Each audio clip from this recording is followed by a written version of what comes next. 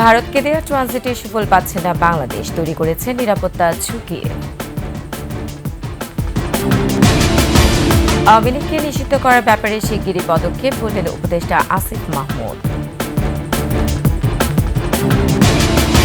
এবং চলতি বছরের শেষ দিকে নির্বাচন, জাপানি সংবাদ মাধ্যম NHK ডক্টর ইউনুস।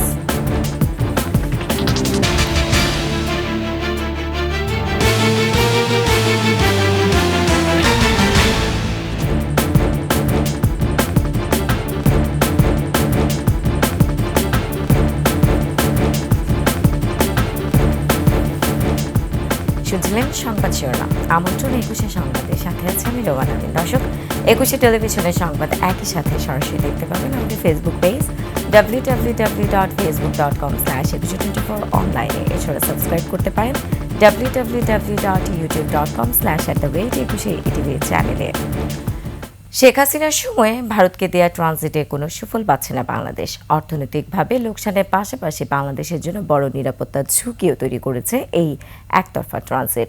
বিশ্লেষকরা বলছেন, বিষয়টি খতিয়ে দেখে বাংলাদেশের স্বার্থ নিশ্চিত করতে অন্তর্বর্তী সরকারের এখনই উদ্যোগ নেওয়া উচিত। বিস্তারিত সঞ্জয় অধিকারী রিপোর্টে। বাংলাদেশের ভূখণ্ড ব্যবহার করে ভারত পূর্বাঞ্চলের 7টি রাজ্যে পণ্য পরিবহনের সুবিধা নিয়েছে। এর বিপরীতে ভারতের ভূখণ্ড ব্যবহার করে নেপাল ও ভুটানে পণ্য পরিবহনের সুযোগ চাইলেও পায়নি বাংলাদেশ। ট্রানজিটের ব্যাপারটা খুবই একপাক্ষিক, অসম তো বটেই, খুবই অসম এবং খুবই অস্বচ্ছ। বাংলাদেশ ভারতের সামান্য ধরেন 35 কিলোমিটার 40 কিলোমিটার, এই ট্রানজিটটা কখনো পায়নি আমাদের, যেটা নেপাল এবং ভুটান যাওয়ার জন্য। টন প্রতি ট্রানজিট মাশুল 192 টাকা, 50 টাকা নিরাপত্তা মাশুল এবং 34 টাকা নৌবন্দরে ল্যান্ডিং শিপিং চার্জ ধরা হয়। সব মিলিয়ে প্রতি টনে মাশুল প্রায় 277 টাকা। 2016 সালের জুনে ভারতকে কলকাতা আশুগঞ্জ নৌপথ এবং তারপর আশুগঞ্জ আখাউড়া সড়ক পথ ব্যবহার করে আগরতলায় পণ্য পরিবহনের সুযোগ দেয় বাংলাদেশ। 2018 সালে চট্টগ্রাম ও মোংলা সমুদ্র বন্দর ব্যবহার করে সড়ক পথে উত্তর পূর্বের রাজ্যগুলোতে পণ্য পরিবহনের অনুমতি দেয়া হয়। ভারতকে ট্রানজিট দিতে বাংলাদেশের প্রায় 7,000 কোটি টাকা ব্যয় হলেও এ খাত থেকে বাংলাদেশ আয় করেছে মাত্র 37 লাখ টাকা। 7,000 কোটি টাকা খরচ করে যদি কয়েক লক্ষ টাকা আসে, সেটা তো আমাদের জন্য আসলে কোনোভাবেই গ্রহণযোগ্য না। বাংলাদেশের বুক চিরে এই ট্রানজিটের পক্ষে হাসিনা সরকার ছিল মরিয়া। বিশ্লেষকেরা বলছেন, এর মাধ্যমে দেশের নিরাপত্তা ঝুঁকি নিয়ে আছে বড় ধরনের উদ্বেগ। মাসুলের চাইতেও গুরুত্বপূর্ণ হচ্ছে যে বাংলাদেশের এক মাথা থেকে আরেক মাথা আরেকটা দেশের গাড়ি যাচ্ছে, পণ্যদ্রব্য যাচ্ছে, সেগুলি সম্পর্কে বাংলাদেশের মানুষ কিছুই জানে না। ভারতের সঙ্গে বাংলাদেশের করা ট্রানজিট সহ অসম ও জনস্বার্থ বিরোধী চুক্তিগুলো খতিয়ে দেখা উচিত বলেও জানান বিশ্লেষকেরা। ন্যায্যতার ভিত্তিতে যা পাওয়া দরকার, আন্তর্জাতিক যে স্ট্যান্ডার্ড আছে সেই অনুযায়ী এটা আমাদের দাবি করা উচিত। সঞ্জয় অধিকারী, 21 টেলিভিশন, ঢাকা। আওয়ামী লীগকে নিষিদ্ধ করার ব্যাপারে শিগগিরই পদক্ষেপ নেবে বর্তমান সরকার। বার্তা সংস্থা বাসসকে দেয়া সাক্ষাৎকারে একথা জানিয়েছেন স্থানীয় সরকার, পল্লী উন্নয়ন ও সমবায় মন্ত্রণালয়ের উপদেষ্টা আসিফ মাহমুদ সজীব ভূঁইয়া। তিনি বলেন, এটা অত্যন্ত ইতিবাচক যে আওয়ামী লীগকে নিষিদ্ধ করার ব্যাপারে রাজনৈতিক দলগুলোর মধ্যেও এক ধরনের ঐক্যমত সৃষ্টি হয়েছে। দেশের মানুষ আওয়ামী সরকারের অগণতান্ত্রিক মনোভাব ও কার্যকলাপ মেনে নিতে পারেনি বলেই 5 আগস্টের আগে ও পরে এই পরিস্থিতির সৃষ্টি হয়েছে। রাজনৈতিক দলগুলোর মধ্যে ঐক্যমত সৃষ্টি হলে সরকারের জন্য যে কোনো সিদ্ধান্ত বাস্তবায়ন করা সহজ হবে বলে মন্তব্য করেন আসিফ মাহমুদ।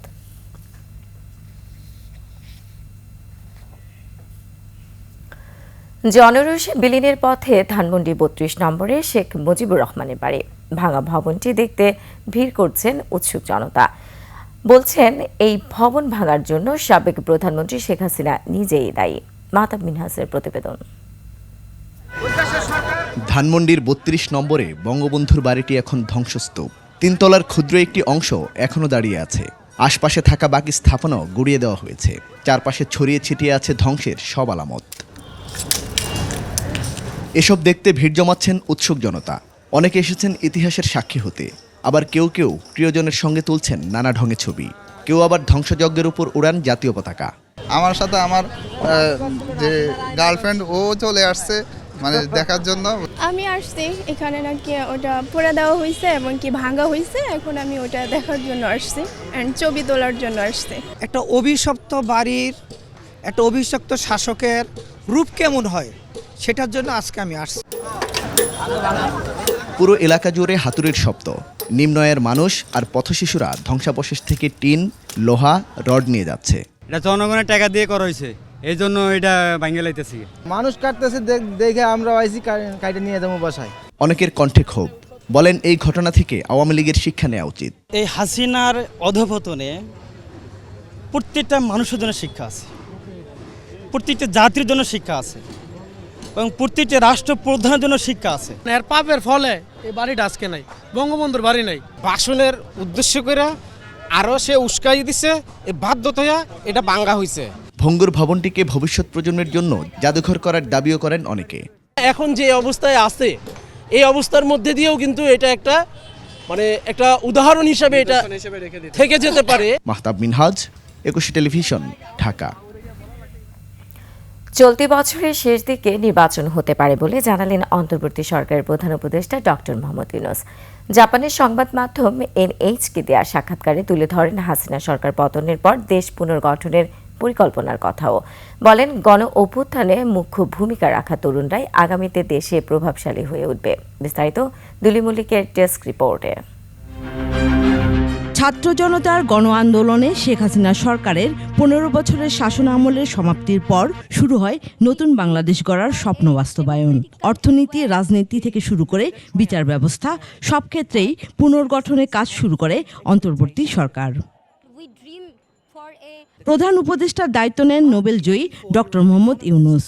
সম্প্রতি জাপানের সংবাদ মাধ্যম এনএসকে দেওয়া বিশেষ সাক্ষাৎকারে তুলে ধরেন দেশ পুনর্গঠনে তার পরিকল্পনার কথা।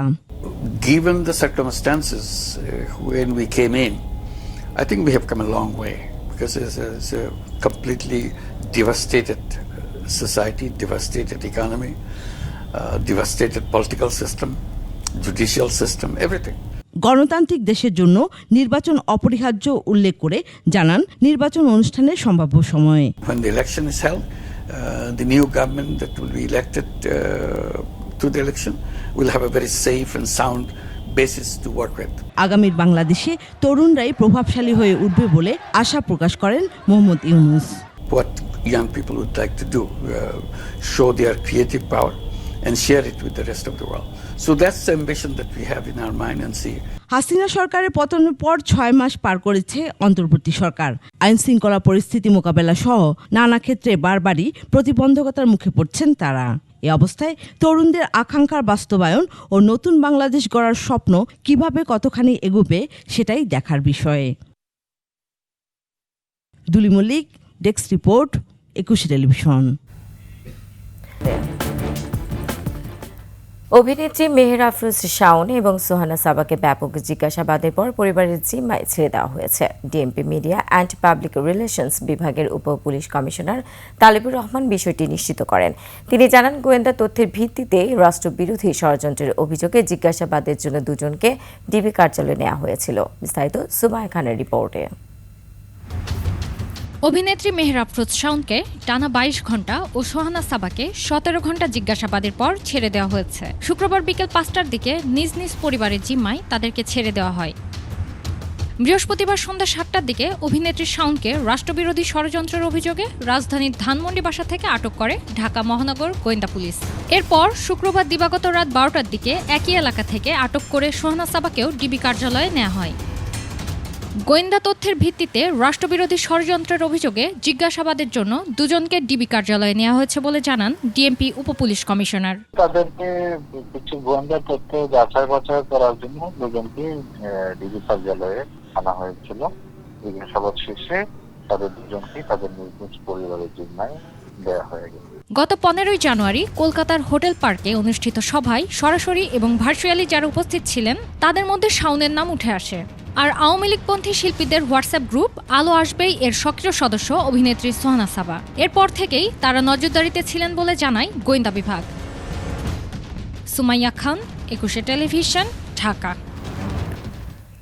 ধানমন্ডি ৩২ নম্বরে ভাঙচুরে কার ইন্ধন ছিল এমন প্রশ্ন জনমনে জেগেছে বলে মন্তব্য করছেন বিএনপি নেতারা। তারা বলছেন নির্বাচনকে পিছিয়ে দেওয়ার ষড়যন্ত্র চলছে। তবে বিএনপির যে কোনো ষড়যন্ত্র মোকাবেলায় যে কোনো সময় রাজপথে নামতে প্রস্তুত বলেও জানান তিনি। বিস্তারিত মাহিলা ইসলামের রিপোর্টে। রাজধানীর বিজয়নগরে রাষ্ট্র কাঠামো মেরামতে বিএনপির ৩১ দফা নিয়ে কর্মশালা যোগ দেন দলের নেতারা। তারা বলেন ১৬ বছর গুম খুনের শিকার হলেও বিএনপি টিকে ছিল, সামনেও বিএনপি সকল ষড়যন্ত্র মোকাবেলা করবে। বিএনপি কিন্তু কোনো ছোট দল না, বিএনপিকে যে ধাক্কা দিয়ে ফেলে দিবেন সেটা কোনোদিনও সম্ভব না। বিএনপির জায়গাতেই ছিল। আমরা কারো দয়া নিয়ে রাজনীতি করি না। গুলি, হত্যা, গুম, খুন সবকিছুর মাঝেও আমরা রাজপথে বুক চিতিয়ে দাঁড়িয়ে থেকে আন্দোলন করেছি। এদিকে জাতীয়তাবাদী নাগরিক সমাজের এক অনুষ্ঠানে যোগ দিয়ে বিএনপির স্থায়ী কমিটির সদস্য গয়েশ্বরচন্দ্র রায় প্রশ্ন করেন, ভারত থেকে শেখ হাসিনা উস্কানিমূলক কথা বললে তাতে কেন পা দিচ্ছে সরকার? প্রথম দিন যদি ঘটনা ঘটতো আরো বেশি, সেটা জনগণ স্বাভাবিক মনে করত নাকি? এখন যে 6 মাস পরে যে চেতনার উদ্যোগ, এটা তো জনগণ গ্রহণ করছে না, জনগ্রহণ করছে না। তো সে কারণেই এটা বিচ্ছিন্ন ঘটনা বলে সরকার দায়িত্ব এড়ায় চলতে গেলে আলটিমেটলি কিন্তু মাসুল দিবেই সরকার। দেশে ৩ রকমের সরকার চলছে বলেও অভিযোগ করেন বিএনপির এই নেতা। সংস্কারের নমুনা তো গত 2 দিন দেখলাম। এটা যদি সংস্কারের উদাহরণ হয়, এই সংস্কার তো জনগণ চায় না। একটা হলো ডক্টর ইউনূসের নেতৃত্বের সরকার, আরেকটা হলো মাওলানা কোন আরেকজনের নেতৃত্বে একটা সরকার, আরেকটা হলো বৈষম্য বিরোধী সরকার। 3 সরকারের যাতা করে জনগণ আজকে তিনমুখী অবস্থা হয়েছে। সুষ্ঠু নির্বাচনের মাধ্যমে জনগণের সরকার প্রতিষ্ঠা করতে ঐক্যবদ্ধ হওয়ার আহ্বান জানান তিনি। আপনারা কোনো উস্কানিতে পা দিবেন না। মাহিলা ইসলাম, 21 টেলিভিশন, ঢাকা। সয়াবিন তেল নিয়ে তেলেস্মতি যেন চলছে। এদিকে 5 লিটারের তেলের বোতল বাজার থেকে প্রায় উধাও। আর এই সুযোগে নেওয়া হচ্ছে সর্বোচ্চ খুচরা মূল্যের চেয়ে বেশি দাম। তবে সরবরাহ বাড়ায় কিছুটা কমেছে চালের দাম। তৈদুর রহমানের রিপোর্ট। মোহাম্মদপুর পাইকারি কৃষি মার্কেট। অন্য বাজারের তুলনায় দাম কিছুটা কম। প্রতি কেজি মিনিকেট চাল বিক্রি হচ্ছে 73 থেকে 83 টাকায়, মোটা চাল বিক্রি হচ্ছে 49 টাকায়। 1 মাস আগে যে দাম বেড়েছিল 15 দিন আগে, তা কিছুটা কমলেও আরও কমার সুযোগ আছে বলে মনে করেন তারা। আজকে চালের বাজারটা 1 মাস ধরে এই অবস্থার মধ্যে আমরা আছি। 77, 78, এর আগে ছিল আপনার 72, 73 টাকা। সবচেয়ে 1 নম্বর যেটা, ওটা 83 টাকা। মোটা চাউলের মধ্যে সবচেয়ে ভালো যেটা সেটা 50 টাকা। সবচেয়ে নিম্নমানের আটার যেটা, সেটা হলো আপনার 53, 54 টাকা। 10-12 দিনের মধ্যে বাজার সব চাউলের দামই আপনার 1 থেকে 3 টাকা পর্যন্ত কমছে। 200 গজ দূরে এসে মোহাম্মদপুর খুচরা কৃষি মার্কেটে ভালো মানের মিনিকেটের দাম প্রতি কেজিতে বেড়েছে 2 টাকা। মিনিকেট অরিজিনাল ভালো যেটা, ওটা 85 টাকা, 80 হইতে 85 টাকা। তবে সয়াবিন তেলের বিশেষ করে 5 লিটারের সয়াবিনের সরবরাহ বেশ কম। দোকানেদের কিনতে হচ্ছে গায়ের দাম অনুযায়ী, সাথে কিনতে হচ্ছে আটা ময়দাও। এই সুযোগে দামও বাড়তি। পাইকারি দোকানগুলোতে তেল আমরা পাই না, হয়তো মনে করেন বডি রেটে কিনে আনতে হয়, আর না কাস্টমার কাছে বেচলে মনে করেন ওই রেটে বেচতে পারি না আমরা।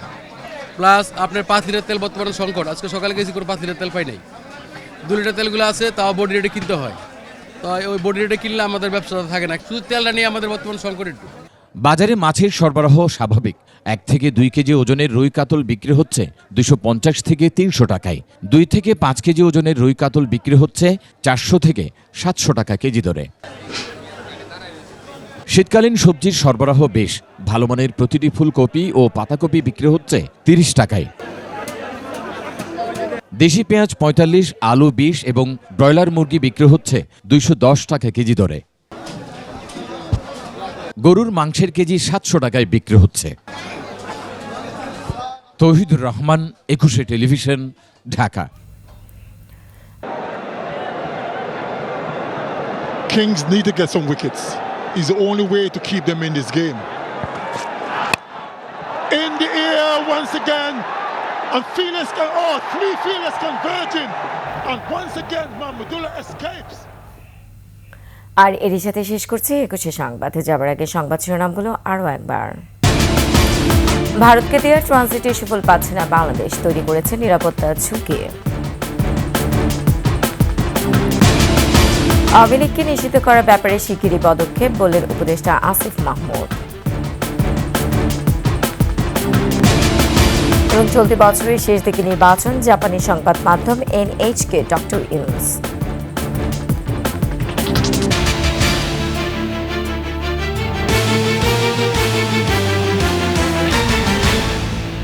দর্শক, সর্বশেষ সংবাদ জানতে ডায়াল করুন 2021 নম্বর আর ভিজিট করুন 21tv.com এই ওয়েবসাইটে। ফেসবুকে ভিজিট করতে পারেন www.facebook.com/2124 অনলাইনে। এছাড়া সাবস্ক্রাইব করতে পারেন www.youtube.com/@21etv চ্যানেলে। এতক্ষণ সঙ্গে থাকার জন্য ধন্যবাদ। পরবর্তী সংবাদ রাত 11টায় দেখার আমন্ত্রণ রইল। 21-এর সাথেই থাকুন।